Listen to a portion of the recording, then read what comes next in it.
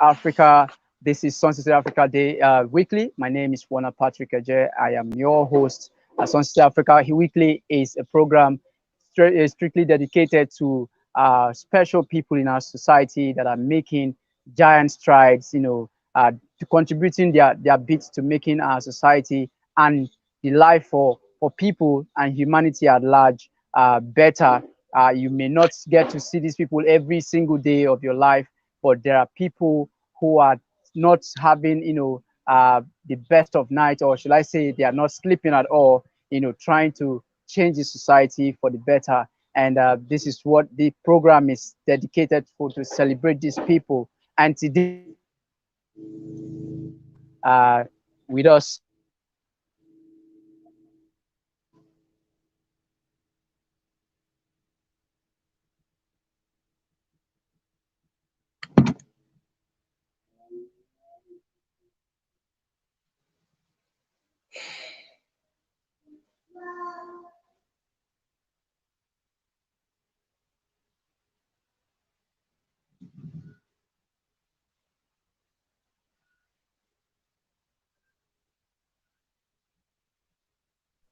Hello, Ma, are you with us? Yeah, it went mute at the time. I'm here. All right. I was just trying to make a little introduction to just get our viewers acquainted with what we're doing on the show today. So, without further waste of time, let's just get right into the show.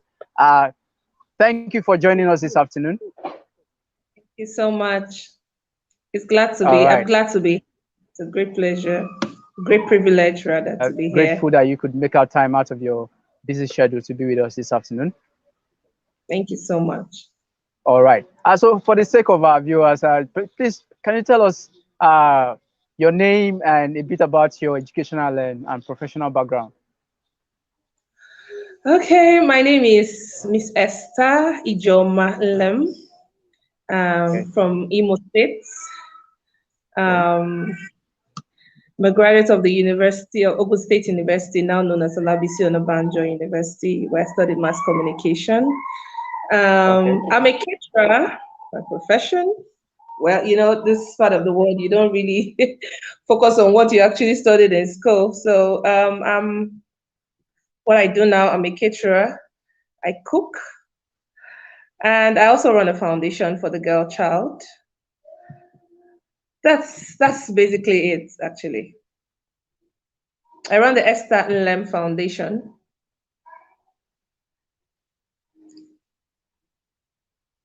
Are you there?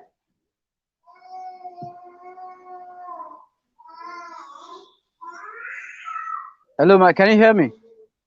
Okay, I can hear you now. It's All right. going So, on I and sorry about that network. As sure. it's fine. So you were saying. Okay, so I was saying that I Yeah. am a caterer professionally. I'm a chef, and Okay. um, and I run a foundation for the girl child, the Esther Nlem Foundation. I also have a Okay. side hustle where I sell jewelry. I sell gold and basically do business. That's it. All right. That's you're giving us an image of somewhat a real hustler, a workaholic for that Yeah. matter. You're a caterer. Exactly. You other businesses, jewelries, and also also make out time, for your foundation. It's an amazing thing to get. Thank you. You made mention of your foundation, the Esther Nlem Foundation. So please just tell us a bit about your foundation and what you do basically. Okay, so we're, non-governmental organization where we focus on the girl child, teenage girl child, dedicated our lives to um, ending the normal limiting, issues that have been affecting a lot of girls these days. We focus on teenage pregnancy, Mm, and by God's grace, we have platforms that we invite ladies on the top, at the top, their models to come, yeah. encourage the girls. And we have other things that we do. We run the Feed 1000 project, by the Girl project. Basically, anything that could promote the girl child. These days, we have issues everywhere, you know, and it all boils down to the girl child. So I've dedicated my life to be a part of that progress, to, you know, make the girl stand out. All right. You have mentioned that your NGO is the focal point of your NGO is the girl child, and you're doing everything to actually make sure the girl child, you know, become what God has, you know, created them to be, and to be the best that they can be. But apart from the girl child, is there any other, you know, group of people, you know, you also extend your benevolence to? You know, maybe the Yes. women or youth in Yes, general, or we also focus sometimes on the widows, okay, but there we just give them a little, you know, startup capitals. We don't okay, really do much in that. And then we have another platform for teenage pregnant girls, where we okay, have them, take care of them, we educate them, we make them understand that that's not the end of of their life, and so okay. we help them scale through that process, and then, you know, and until they can stand, you know, alone. Mm. And we Oh also well, have yeah, 1,000 where, you know, it's general, both the male, the female can benefit, where we go to different rural areas to feed 1,000 children, and we do that yearly. wow. We're already planning for this year's, you know, project. Wow, that's an amazing work that you and your associates are doing there. You know, doing everything to actually uh, uh, to make the society better, and as well to empower people. It's an amazing thing, you know, that you are doing, and we just hope that God will continue to strengthen you, so you do more for humanity and for the youth and the girl child in particular. But let's talk a bit about your experience so far, you know, being an active, you know, player in humanitarian service, and you get to interface with these people one on one, and you know, with the knowledge you have about what these people go through on a daily basis, the girl child, for example, you know, their plights, their challenges, and everything. What would you, you know, think, or what do you think is the best approach to, you know, creating a better future, you know, a sustainable future for this group of people that you are in contact with? Simple education. Education. You know, especially this part of the world that I am, we have a limiting belief that girls, when they're being trained, a waste of Yeah. time, waste of resources, and so they end up in the kitchen. And so I'm taking it upon myself personally to end that belief that we are more than just a girl. We can go to school, we can do what the men are actually doing. No competition, you understand? But we just want to let Yeah. them know that we have strength to do what they think we cannot do. And so we show it to them. So I encourage the girls, educate the ones we can reach out to, you know, support them whichever way, just to let them know that they are more than just girls. So the way out now is education, education, nothing else. Mm. Once they're educated, trust me, ladies are strong. These ladies are strong. They need opportunities, they need platforms. And the only platform now we need is education. Maybe when they, you know, go through school and come out, then we can now, because Mm. we have three aspects. We have education, we have mentorship, and we have empowerment. And so when we educate them, they Mm. come out of school, and then we enroll them to our mentorship program, because education is not really enough. You know, we need experienced ladies to help them Yeah. scale through. You know, so we mentor them. We take them through a training process, and then they go into the university. They come out to make sure they're empowered, skills Yeah. acquisitions. You know, if they want to get a job, we'll see how we could get a job for them, or Mm. get extra skills, just to get them at the top. And that limiting belief, that's the target, that they cannot be more than who they are now. Do you understand? Yeah, So sure. for your I, question, I education. and I completely agree with you. I share in your belief that the girl child can be anything, anywhere, And in any part of the world. And yeah, especially at this time, we have the examples of them everywhere. We have the likes of Ngozi Okonjo-Iweala.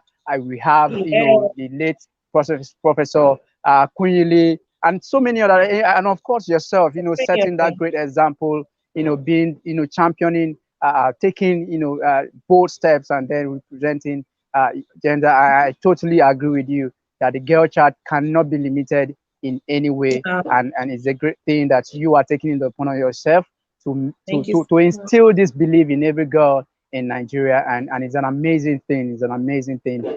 Saying to get to know that people like you are not sleeping at all. To change the narrative in the society. It's a kudos to you and your team. Thank you. Thank you so much. Yeah, Thank you. let's away from that. Let's just talk about something else. We know that amazing works, just as what you do, and of course other NGOs do, requires a lot of resources, both human and otherwise, particularly money and all of that. And over time, we've come to realize that is one issue, that is plaguing humanitarian service especially in Nigeria. So please tell us how you've been able to, cope. How have you been able to fund, all of these things that you do? Okay, so first of all, you have to understand that I have the passion, you know, um, to to do this. I've dedicated my life to do this.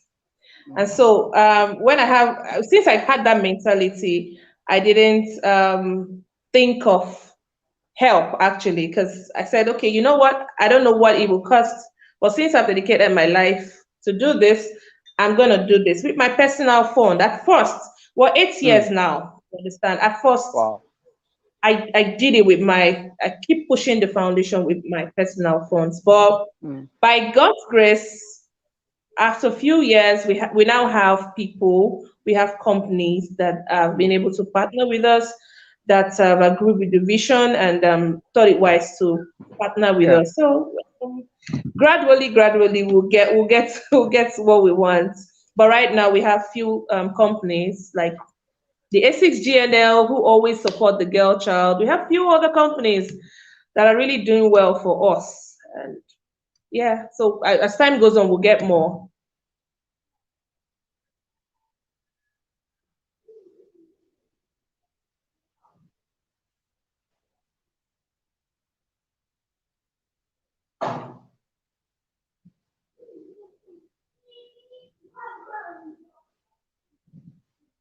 Are you there?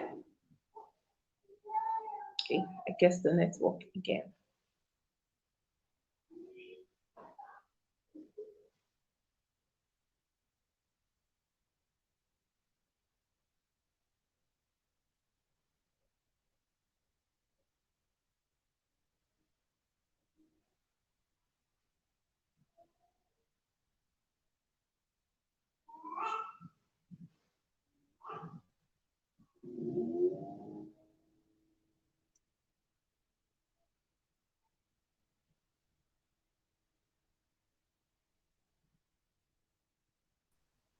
Hello, can you hear me?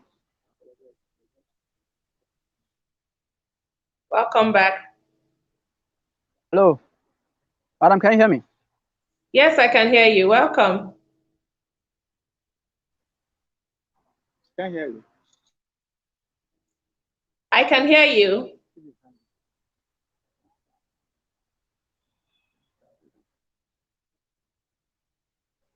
Hello. Hello, ma, can you hear me? I can hear you loud and clear.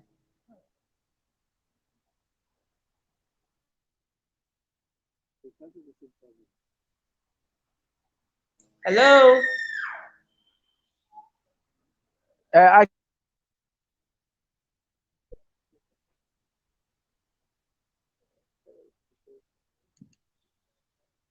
Hello, can you hear me?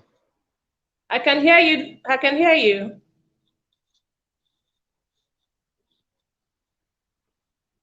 All right. Yes, I can hear you. We apologize for that break in transmission. Of course, you can tell Fine. the network is not being Yeah, it's fine. Favorable so far. But before we went off, you were still telling us about how you've been able to fund your project so far. Okay, so but can you hear me now? Yeah, I can hear you. I can hear you.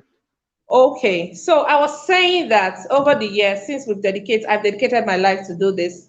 I've been doing it with my personal fund, but over the years, we now have people, we have companies, we have other NGOs that now partner with us.